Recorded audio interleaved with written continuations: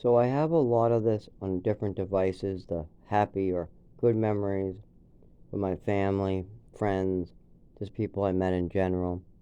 And I'm trying to clean all this up. I mean, this phone's the newest, so I'll get to it eventually. But I have a lot of cleaning these messages up, trying to fix stutters, and it takes a long time to get each one of these perfect. And you need a lot to go over, and you can kind of know what to say on the main line. But I thought that this one on the phone seems too direct to my neurological disorder and all the stuff that has to do with that, and just trying to prove or explain that is a lot, and it can get kind of dark. I mean, it's very depressing. Trust me, I live it. It is very depressing. I know it's very dark. The fact that it happened to me is wrong and shouldn't have happened, but that doesn't mean that I shouldn't try to explain again and again and again some of the good, more happy memories I have. Even of New Mexico, I got quite a few kind of like exploring in the woods, good memories of that. Yeah, but there's no supervision, but it's still the good. I also have a lot of good family memories of my nephew, who really I was a bad influence on for sure. I was more of a cautionary tale. And then I have a lot of good memories of my brother, and a lot of them with my father. Like I said, he's a very good person. I learned quite a bit. There's only a couple mistakes that he ever made. One, he said himself, "Your mother's the one who wanted you, and I'm staying out of it." He stayed out of anything that happened. Right, wrong, didn't matter. He was staying out of it. Another thing was looking away, looking like kind of when bad stuff was happening, he was nowhere to be found. But I have a lot of good that we're going to be going over in the next couple videos. I have a lot more on others, and we're going to be trying to use this one as to kind of make them a little shorter and more well spoken. We can start off with New Mexico, seeing as that's one of the best memories I have is with this little girl in New Mexico. Very innocent, same age. She was screaming, having problems, so, and I was screaming, getting hurt, so we ended up kind of exploring. There was a time where we built with the older boys a log cabin. We found these logs. we found these. We found these logs, and they're kind of cut in a way where you can stack them vertical, like Lincoln logs, like the toys. But they're big Lincoln logs, giant, where you need one person on each end to carry it, or one adult on a shoulder. I mean, but yeah, they're big. And I guess there's only about maybe 80 or less, between 60 or 80 of these. So you can't build a big house or anything. So what we do, me and the younger kids, we dig out a pit. Our job is to dig out a pit. We dig it out. We get money. And of course, the girl that I'm hanging out with is the same age as she thinks she's a tomboy. She is very girly, but she likes to get dirty in the mud, dig these holes out and things like that. She likes playing with bugs. She likes hunting tarantulas and snakes and different animals. So, we used to kind of look for them. That's it. We would never touch them. Never ever touch them. One other kid used to do that, and he learned his lesson. Um, he got bit by a tarantula too. Big hole in his finger. Bandages, everything. Sure, it wasn't fun. But we wouldn't touch it. But this time we were digging out a big hole. So we dug for about, I don't know, 2 days. They left us out 8 hours or so. They were in the window, but they came out. The staff checked on this every so often. They got kind of interested in it. Because then the bigger kids started loading up the Lincoln logs, and we built a two-layer kind of side by side building. They're more like a square. They had no roof on it. It was just four walls and four walls. Technically, it'd be 1, 2, 3, 4, 5, 6, 7 walls. 7 walls. I'm literally counting that out of memory, like I'm looking at it, even though I'm just closing my eyes, picturing it. Um, but to me, I'm pointing at each wall in my memory, trying to count the walls. So it's kind of interesting if you try to picture it. And so we and the older kids build this thing, and then they abandon it. They think it's, oh, no, no, what are we going to do with it? They just abandon it. The bigger kids don't like it. So that becomes our hut. Before they get a message it's too dangerous to play in, and that it has to be taken apart and we have to go someplace else. Okay, so they take it apart, and then, oh no.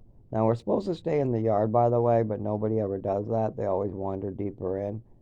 I mean, there's only like 4 kids that play basketball, and there's nothing else to do. So we all just wandered around. There's a lot to see up there, too, except for during winter. Winter was scary. They used to bring us for a hike once in a while, but most of the time we were just curled up on the ground while other kids played basketball. They would try to get some of us to play, and we would. But obviously, when you have older kids playing and younger kids don't know how to play and no one to teach them, it doesn't work out so well.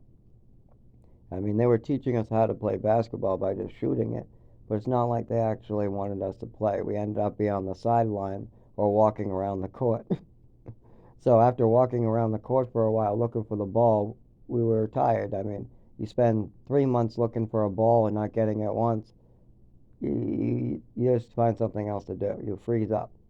And there was at least, I don't know, 6 to 8 of us that kept on freezing up because we're little kids while you have bigger kids playing basketball, like serious basketball. And there's only one basketball. And there's other balls that we can go play with out, deeper in the woods and stuff. So that's what we did. We went deeper. And then when the staff went inside and left us out alone, we'd go a little deeper.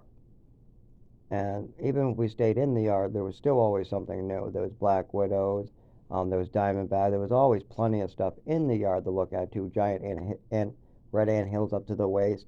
We used to find crickets and bring them close to see if the ants would go after it, and they would sometimes.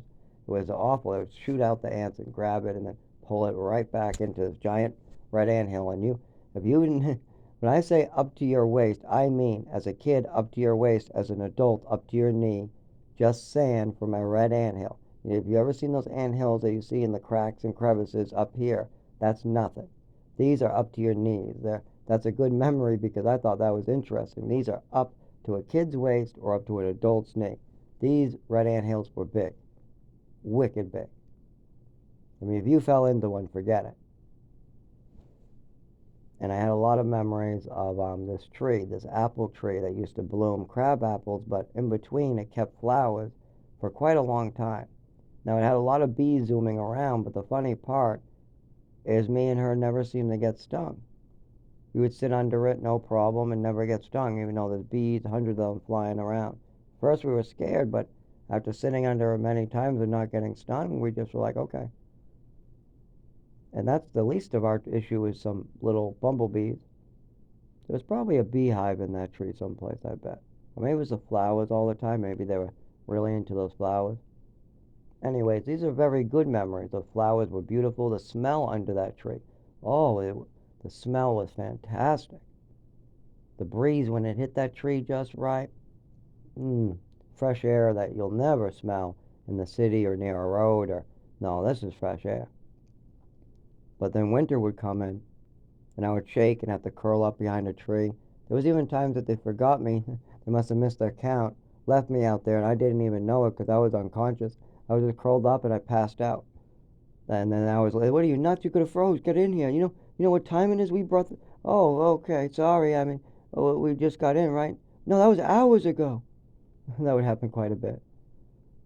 Um, yeah, it wasn't fun. Cold will always after what happened to me in Westford, cold had a certain effect on me. It was very painful, and when it goes too far, I actually do lose consciousness. You'll see me get very drowsy from it. First, I'll get really cold, bitchy, moany, very screamy, shake, want to sit down, have to sit down, fall down, very shaky, eyes watering, pain going down my back. It just doesn't matter how many layers. That's how I describe this. And from 7 on, got worse over time. Worse and worse. Every winter it's worse. I fear winter so much because every winter it's like constant pain for 9 months, especially where I moved here. Luckily I have an apartment, so actually the amount of time I spend in the cold is much less. So it's a little better than if I was living outside, but living outside here would definitely kill me in no time. I don't think my body could take it again. I just don't. When I was doing it back then, I was also drinking and drugging to try to kind of work my way in between. Um, if I needed to go to a work or something, I just drink, go out, make some money, and I wouldn't have too much of a problem. But if it was freezing cold, I used to have to go in Dunkin' Donuts and then try to figure something else out. And then if I had to go to bed someplace, that's when the liquor really had to come in, in hand. I don't do that anymore, so that's kind of a problem outside. But even as a kid, I remember winters not being ever good in New Mexico, but beautiful summers, beautiful fall. I saw some of the most beautiful animals. It was great. I also got to meet lots of dogs and animals through my foster family that adopted me. Even though the actual adoption has some bad parts to it. I mean, just the fact, I mean, the day I got adopted is kind of bad. But I remember that dogs fondly. I like that, there was a very fun family. There was only one individual that seemed to kind of have a problem, and that was my mother, and then me later. I mean, it caused a million and one problems in me. And all our kids, all of my father's sons all had a problem with something going on with her. All different, all part of it, all seemed weird. They all made comments to me about what she was saying, what she was doing, what she was asking me to do. So yeah, there was a lot going on. But there's also a lot good stuff going on. I remember playing baseball with my nephew. I remember playing baseball with my brother and my nephew. I remember playing tennis. And with my brother and nephew, I remember playing a little bit of basketball with my father and a little bit of catch in Texas. I mean, I saw a little bit of fun times. I remember playing catch with him. But then I also remember a lot of other bad things. Now, I also did some kid stuff. Like one time, I made a slip and slide. I asked if I could have a slip and slide. They said no. Now, remember, I'm the inventive type. If something isn't working, I try to fix it, or I try to fix it myself.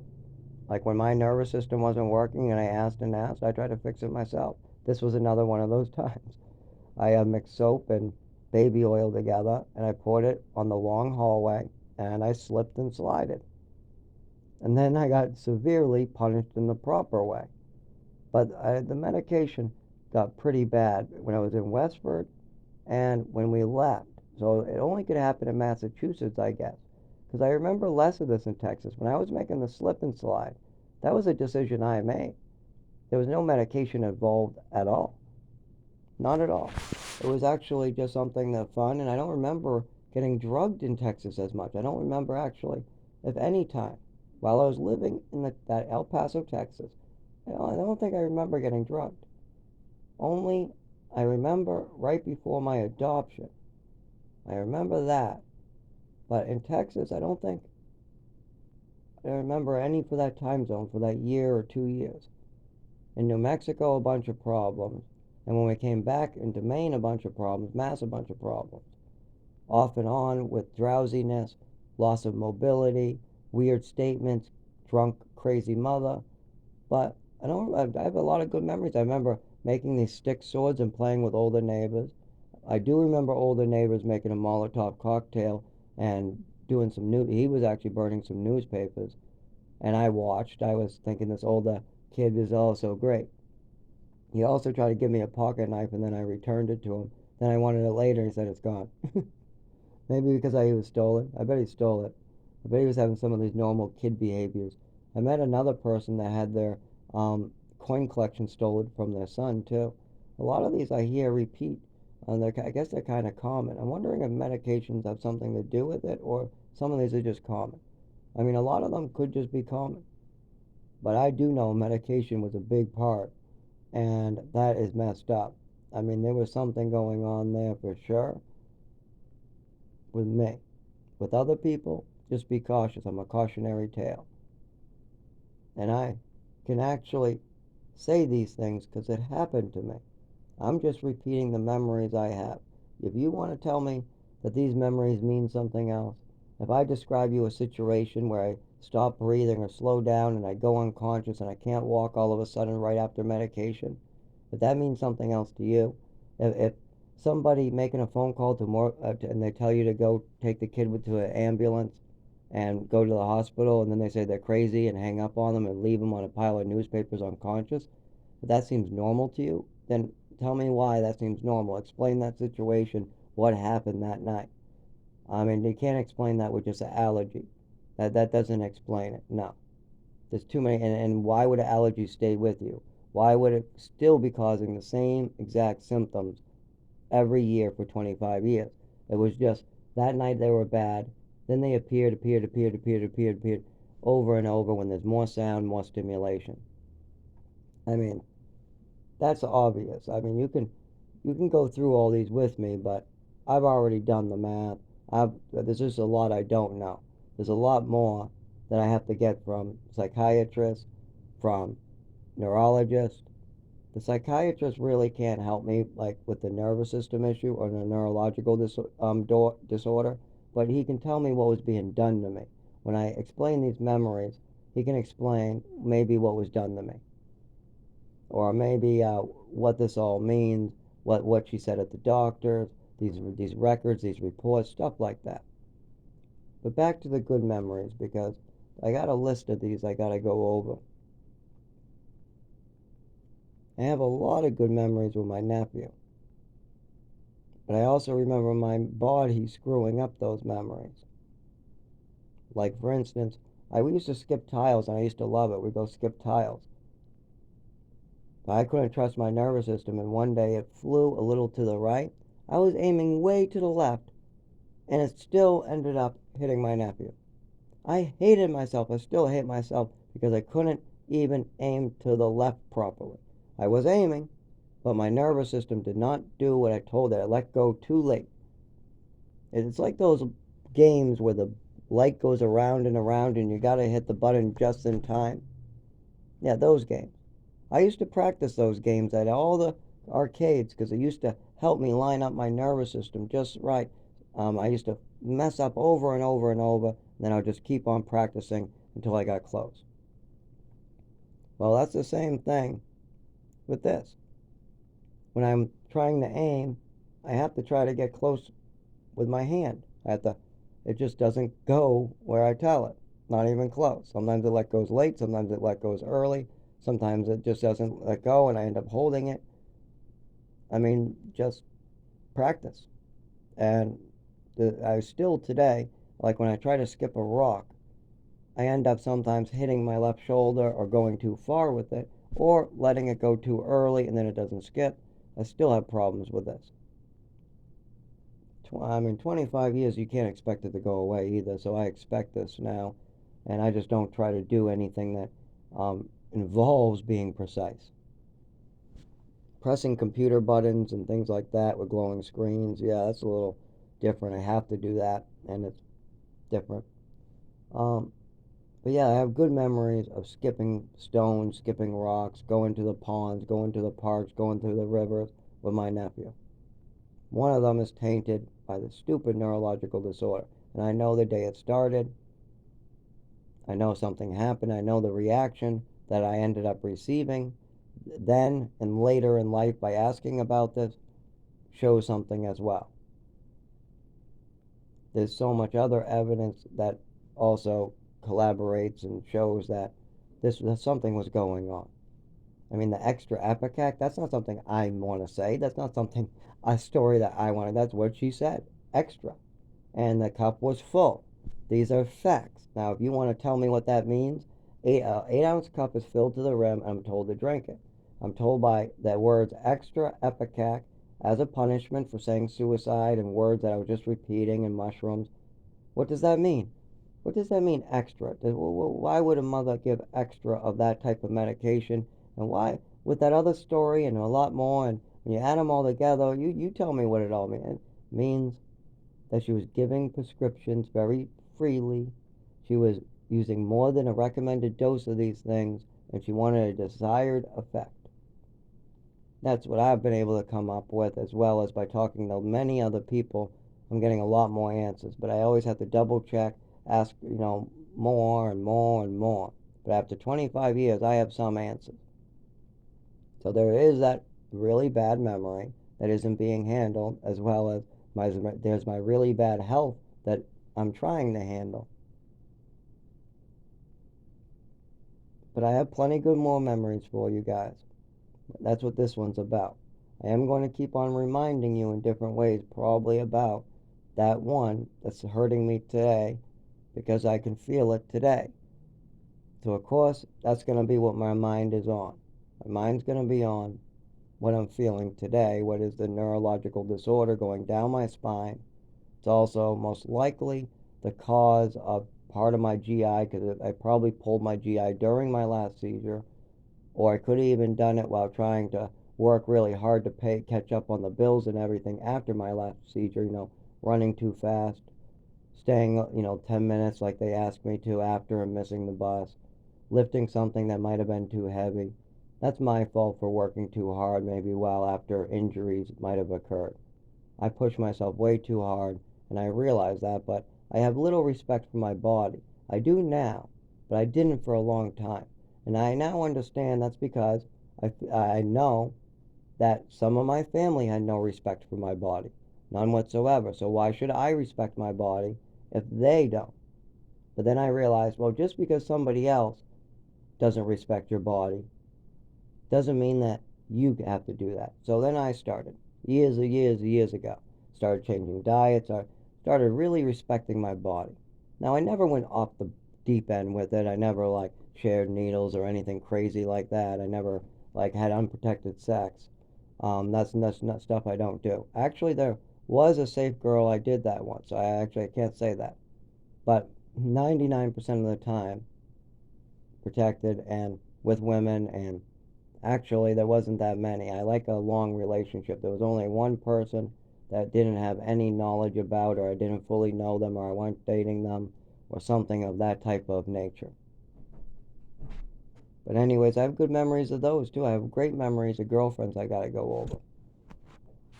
My friend Dan Bogart, Humphrey Bogart, that guy, I have great memories of him. I gotta say, he was probably one of the best people I know. Me, my nephew, and him, great.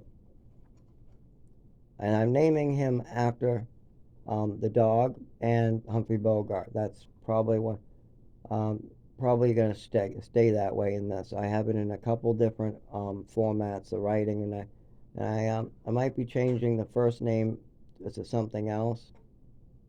I was actually thinking of calling him Tim Bogart, but I thought that might be confusing, knowing that there's a T in there. The T, another character, my brother. So if I name Tim Bogart after the person with the dog that used to bring me and my nephew out constantly, it might get confusing for some readers, or most people would understand, but I think there's a few readers out there that might not they might get confused by the names. Now this is a rough draft, so I'm changing all the names in these recordings. Any names I use are not the names in person, as well as the last names have as well been changed if you can't guess. So don't try to look them up or anything like that. These are just for informational purposes and to learn from it. As well as people are subscribing, but I mean, it's really just building a book. This is all the different information. Then I'm going to organize it on a separate area that you don't get to see. Then I'll wipe this out. I'll post that in one by one. And there you go. And this is also being written down, but the writings aren't going so well. Every time I get a couple chapters down, boom, it's gone, or something happens to it, or it gets messed up, or I mean, there's just so many. So I don't know how much time I have left, so it is good to have multiple sources. So this is an open source for anybody to kind of hear. This is my true life story. Everything's 100% honest here. And this is why I'm transferring it onto other areas, because when you're being 100% honest like I am now, you got to see what you do to clean things up and change it up later. Like some of this is too dark to really use. Some of it has to be cleaned up, shortened, while other things have to be lengthened. I have to take something small, a good memory, and lengthen it, make it take up a chapter. So this is something I'm working on as we speak. Keep that in mind.